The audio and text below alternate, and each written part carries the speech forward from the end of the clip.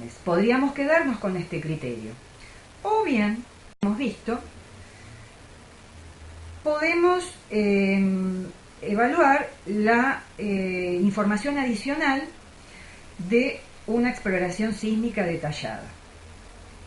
Esta información adicional podría conducir o no a modificar la decisión.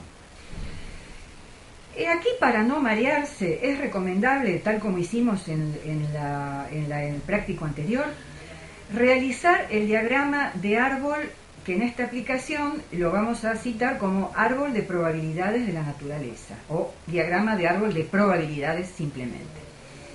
Esto implica que vamos a ir de izquierda a derecha, arrancando con un círculo con dos ramas para las probabilidades a priori, y vamos a continuar con los otros elementos. Yo estoy mostrando los resultados que tiene la entrega y dejo para el práctico, para que trabajen ustedes, el desarrollo de este árbol de probabilidades. A continuación tendríamos la información adicional que conocemos como verosimilitud. Recuerden que son probabilidades condicionales. El sondeo puede resultar favorable o desfavorable, dado que haya o no haya petróleo. ¿Cómo surgían las probabilidades posteriores? Recuerden nuevamente nuestra clase anterior, recuerden el método tabular. Multiplicando las probabilidades a priori por la verosimilitud, tenemos las probabilidades conjuntas, que nos darán el numerador y el denominador como norma de cada probabilidad posterior. Recuerdan que en el denominador teníamos una suma de conjuntas, y tendremos entonces una suma de conjuntas o norma para resultado favorable y otra suma de conjuntas o norma para sondeos desfavorables. Bien, aquí tenemos entonces el resultado de las 4 probabilidades posteriores. Una salvedad también, yo se los había adelantado cuando vimos el análisis bayesiano en las aplicaciones análisis de riesgo de importación.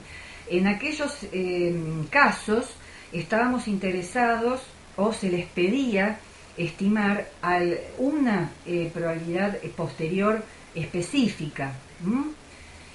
En este caso, como estamos en un proceso de decisión, deberemos considerar todas las posteriores y ver cómo estas probabilidades posteriores modifican o no la decisión. Retomo la idea que habíamos presentado en la diapositiva previa. Les había dicho yo que se considera que el criterio bayesiano actualiza las probabilidades a priori. ¿Por qué decimos esto? Fíjense en este caso. La probabilidad a priori del 25% de que hay petróleo cambia al 50% si el sondeo fue favorable, o cambia a 14% si el sondeo fue desfavorable. En tanto que el valor a priori de 75% de probabilidad de que no haya petróleo cambia a un valor de 85% si el sondeo fue desfavorable y al 50% si el sondeo fue favorable. Con estas probabilidades actualizadas, ahora se debe terminar de definir este criterio con justamente introduciendo valores monetarios. Entonces, de algún modo, lo que se hace es recalcular el valor esperado de cada decisión, pero con las probabilidades actualizadas. Entonces, siempre vuelvan para atrás a la diapositiva de la matriz de resultados del proyecto.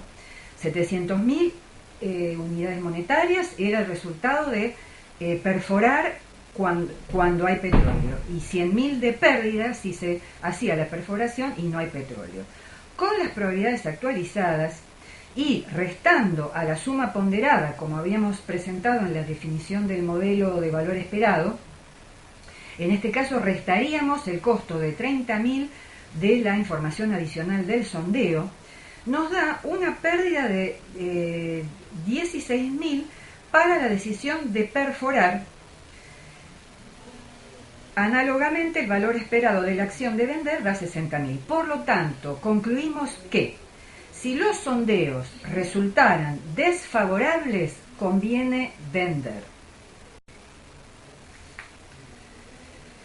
Aplicando el mismo procedimiento, se concluye que si los sondeos resultaran favorables, conviene perforar.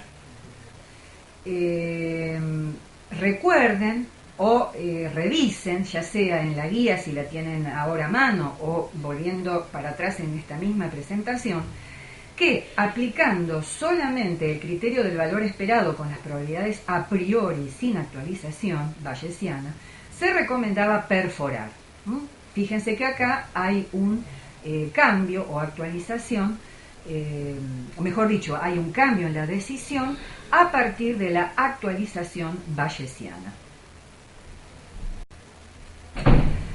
Adicionalmente, podríamos analizar la información para obtener este otro indicador que habíamos presentado, el valor de la información perfecta.